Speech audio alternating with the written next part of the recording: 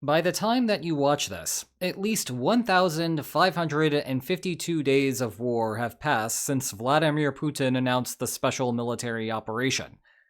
That is a lot. Recently, we discussed what it might take for Putin to realize that the war will not go Russia's way, assuming that we truly live in a world where things will not go Putin's way, and Putin himself does not recognize that. Well, there were a lot of assumptions that went into that statement. Perhaps we should dive into whether at least one of them is true. Or at least that is what a viewer has requested for today's edition of the Geopolitics Helpline. And buckle up, because the question is a long one. Uncertainty over power alone does not explain why wars happen. To get war, you need the value of your discriminating offer to be better than the alternative. Making a demand that only a weak type accepts, and that causes the strong type to fight a war, only works if the differences between the outcomes is enough to leave you better off in expectation than just making an offer that even the strong type would accept. I still do not see how any reasonable numbers that Putin could have for this war, or even the moderately unreasonable ones that you see from some Russian military bloggers, can possibly explain the war's continuance at this point. With the line of control where it is, I cannot come up with any plausible values for the probabilities and the marginal benefit of additional concessions that will actually generate a war. And it continues to be a problem even if I reduce Russia's cost of war well below their most optimistic claims. How is it even possible for Putin to still be miscalculating at this point? Let me preface this by noting that the actual viewer's question was much, much longer, and I had to parse it down to something a bit more focused for it to fit the format of the Geopolitics Helpline. I also want to note that the question is absurdly sophisticated. If you had told me 4 years ago that we could be having these conversations in the public discourse, never mind the comments section of a YouTube channel, I would have told you that you were crazy. In any case, I think that answering this question requires going through a more rigorous calculus of uncertainty over power than what we are accustomed to. Yes, after 4 years, I am finally going to debut the actual calculation. And once we have formulated the decision properly, we can begin to substantively decide whether uncertainty over power is a plausible explanation for what we are currently observing. The basic premise of the situation is that Russia is unsure about what the military outcome of the war will be if fought to a full conclusion. Let's keep it basic for this video by assuming that there are only the two possibilities that you can now see on the screen. You could get a lot more complicated with the possibilities, and I do in the textbook, but honestly, all of that extra math does not add much to the substantive interpretation here. Privately, Ukraine knows better what the true expected outcome of the war will be. How you want to justify this is irrelevant for the mathematical formulation. We just need the policymakers in Kyiv to know something that Russia does not know. Say, how much longer social cohesion in the country will last. With that knowledge, from Russia's perspective, Ukraine has two possible minimums in bargaining. Each of the yellow lines is west of its respective expected outcome line to reflect Ukraine's cost of war. Broadly speaking, Russia can adopt one of two bargaining strategies here. Option 1 is to make a moderate and safe demand, which goes out to the bottom line of the relatively strong type of Ukraine. Now, by design, this is good enough for that strong type of Ukraine to accept. But it is also good enough for the weak type of Ukraine to accept, because the division is much further east of that weaker type's bottom line. So Russia knows exactly what it is getting in this case. This yellow line will be the division. Option 2 is to make an aggressive and risky demand out to the westernmost yellow line. This is good enough for the weak type of Ukraine to accept by design. However, it is not good enough for the strong type of Ukraine to accept. When the strong type rejects, Russia gets a bad outcome because it suffers its war costs.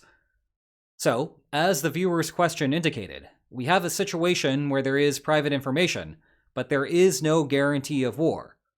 If fighting occurs, it is because Russia elects to make the risky demand rather than the safe demand. To get a better feel for which demand Russia will pick, let's now add some notation. Call the cost of war for Ukraine CU. Call the cost of war for Russia CR. Call the difference in power between a strong type of Ukraine and a weak type of Ukraine delta. Then, for the most subtle factor of these, suppose that Russian intelligence estimates the probability that it is facing a weak type of Ukraine is Q, and the probability that it is facing a strong type of Ukraine is 1 minus Q. Then Russia chooses the risky demand if Q is greater than the sum of CR and CU, divided by the sum of CR, CU, and delta. This is pretty easy to interpret. Remember that Q represents the probability Ukraine is weak. So when Russia thinks Ukraine is sufficiently likely to be weak, it makes the risky demand. Meanwhile, the right-hand side of the inequality represents the risk versus reward incentive that Russia faces. When Russia guarantees that a deal gets done, it extracts Ukraine's cost of war in the settlement, plus it does not pay its own cost. When Russia instead makes the risky demand, its potential reward is to extract an extra delta, the difference between the two possible expected outcomes. But the downside risk is paying its own cost and failing to extract Ukraine's. You can spend some time on your own, either taking derivatives or trying some numerical examples, but you will notice a couple of things. 1. The higher the cost of war, the less inclined Russia is to make the risky demand. And 2. The bigger the difference between the possible expected outcomes, the more inclined Russia is to take the risk. You will notice that the denominator is always larger than the numerator, meaning that the right-hand side is always a value between 0 and 1. Because Q is a probability, it is also a number between 0 and 1. Consequently, no matter what the cost of war or the difference in power between the types is, it is always possible for Russia to have an intelligence assessment that leads to the risky demand being made. For example, even if the costs of war are enormous, and the difference between the possible types is tiny, if Russia is 99.999% sure that Ukraine is weak, the risky demand is better in expectation. This causes an immediate problem for us as keyboard warriors. We do not get to observe what Q is. Remember, it is an intelligence assessment. The real-world value for that is so deeply buried inside the halls of the Kremlin that we will not know what it is for decades, and even that will require us to be lucky enough that Russia liberalizes and some of the intelligence archives get declassified. Fortunately, we can speak more about the rest of the important factors. I think the difference in possible outcomes is notable. I do not know whether this is true, but there is a world where Russia genuinely believes that it can take the entire Donbass. If the alternative possibility is a frozen conflict along the current front line, history books will notice the difference.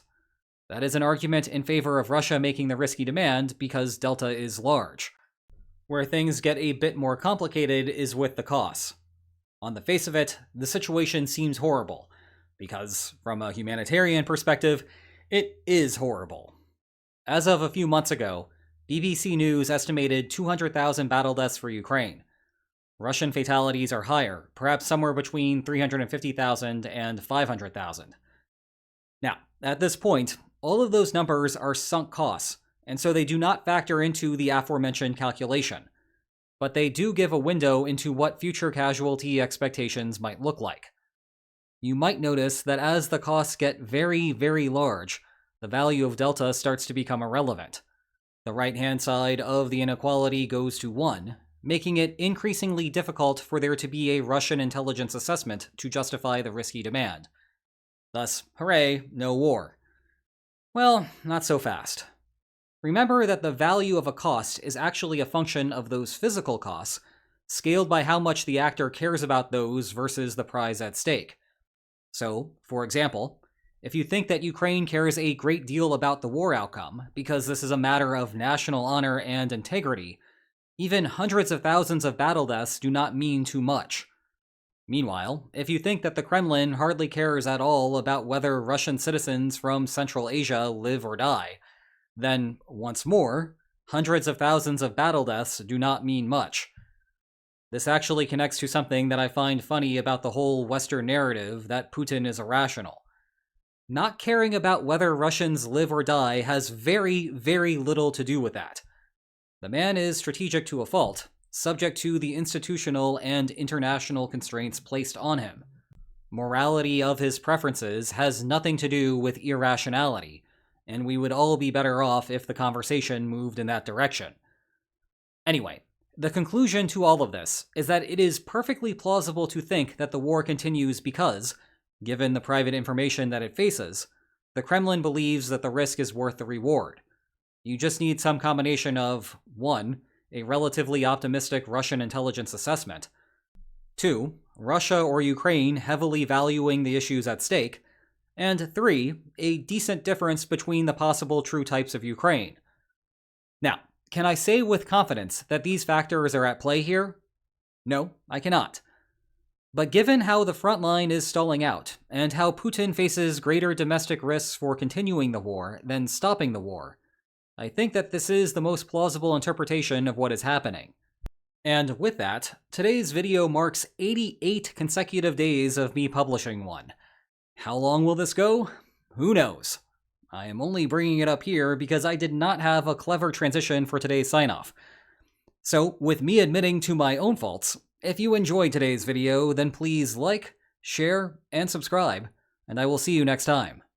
Take care.